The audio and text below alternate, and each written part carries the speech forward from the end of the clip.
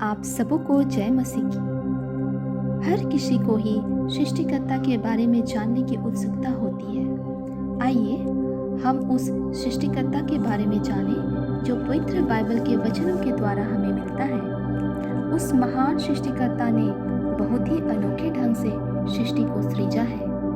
मैं बात करना चाहती हूँ हमारे सर्वशक्तिमान परमेश्वर के बारे में, जो स्वर्ग से पृथ्वी पर उतरा और वह मनुष्य रूप धारण करके संसार में आया। इस विषय की जानकारी हमें पवित्र बाइबल में मिलता है। इस विषय को जानने के लिए सबसे पहले हम पुराने नियम से उत्पत्ति के पुस्तक को देखेंगे। उत्पत्ति की पुस्तक उसका पहला अध्याय उसका पहला पद से 2 पद में इस प्रकार लिखा है। आदि में परमेश्वर ने आकाश और पृथ्वी की सृष्टि की।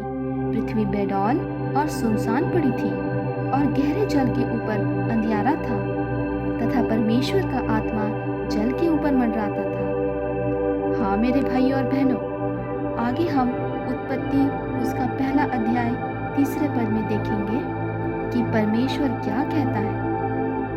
इसमें लिखा है, जब परमेश्वर ने कहा उजियाला हो तो उजियाला हो गया। यहाँ पर उपयुक्त वचनों से यह स्पष्ट होता है मेरे भाई और बहनों, परमेश्वर को हम एक आत्मिक रूप में पाते हैं, बल्कि सृष्टि के आरंभ में कुछ नहीं था, परंतु उनके वाणी के द्वारा सब कुछ उत्पन्न हुआ। उपयुक्त वचनों के माध्यम से ये समझ पाते हैं कि परमेश्वर अपने आप को सृष्टिकर्ता के रूप में प्रस्तुत करता है। दूसरी बात, परमेश्वर अपने आप को सकारात्मक अस्तित्व के रूप में प्रस्तुत करता है तथा परमेश्वर अपने आप को इस प्रकार प्रस्तुत करता है कि हम उसको जान पाए और इसके अस्तित्व को मान पाए। यकीनन मेरे प्यारे भाइयों और बहनों, पवित्र बाइबल के यूहन्ना रचित सुसमाचार उसका पहला अध्याय 1 पद से लेकर 3 पद हमें ये प्रमाण के रूप में बताती है कि परमेश्वर के वचन के द्वारा उत्पन्न हुआ। इसमें इस प्रकार लिखा है, आदि में वचन था और वचन परमेश्वर के साथ था और वचन परमेश्वर था। यही आदि में परमेश्वर के साथ था। सब कुछ उसी के द्वारा उत्पन्न हुआ और जो कुछ उत्पन्न हुआ है उसमें से कोई भी वस्तु उसके बिना उत्पन्न नहीं हुई। अगर हम इस उपयुक्त वचन पर ध्यान दें तो बड़ी ही अद्भुत तरीके से पवित्र आत्मा की अगुवाई में हम इस बात को समझ सकते हैं कि वचन से तात्पर्य है परमेश्वर, यानी वचन परमेश्वर था। आगे हम देखेंगे मेरे भाइयों और बहनों, पवित्र बाइबल के यूहन्ना रचित सुसमाचार उसका पहला अध्याय 14 पद में लिखा है, और वचन देहधारी हुआ और अनुग्रह और सच्चाई से परिपूर्ण होकर हमारे बीच में डेरा किया और हमने उसकी ऐसी महिमा देखी जैसे पिता के एकलौते की महिमा। उपयुक्त वाक्य क्या कहता है? और वचन देहधारी हुआ।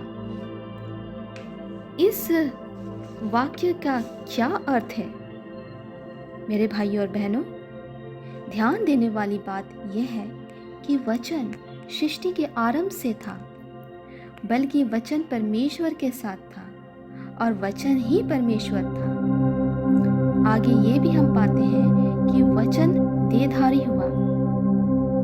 मेरे भाइयों और बहनों, वचन का देहधारी होना मतलब परमेश्वर ने शरीर को धारण किया और हमें ये याद रखना है कि परमेश्वर आत्मा है तथा परमेश्वर स्वर्ग छोड़कर पृथ्वी पर मनुष्य रूप में आया।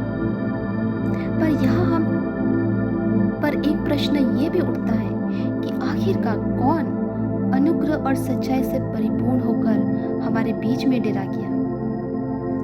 हाँ मेरे भाइयों और बहनों, यहाँ हमें यूहन्ना बपतिस्मा देने वाले की गवाही से जवाब मिलता है। वो इस बात का गवाही देता है कि जो उसके बाद आ रहा है वो उससे भी बढ़कर है, क्योंकि उसके अनुग्रह से हम परिपूर्ण हुए।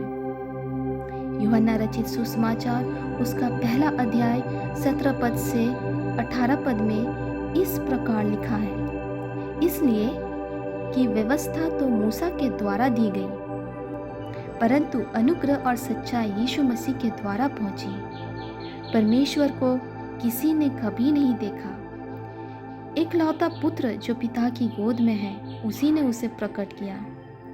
यहाँ पर यह स्पष्ट होता है कि अनुग्रह और सच्चाई यीशु मसीह से मिलता है तथा यीशु मसीह को प्रकट करने वाला पिता है।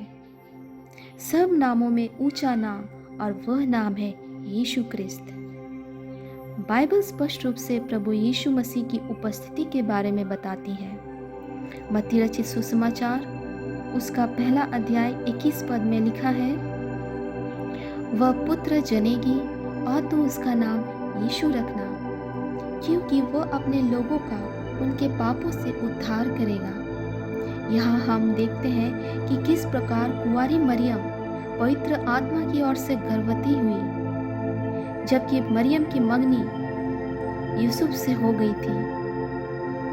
जब यूसुफ को इसके बारे में जानकारी प्राप्त होता है, तब इन्होंने चुपके से मरियम को त्याग देने का विचार किया। जब वो इन बातों के बारे में सोच ही रहा था, तब प्रभु का स्वर्गदूत स्वप्न में आकर उसे बताया कि वह अपनी पत्नी को ना छोड़े।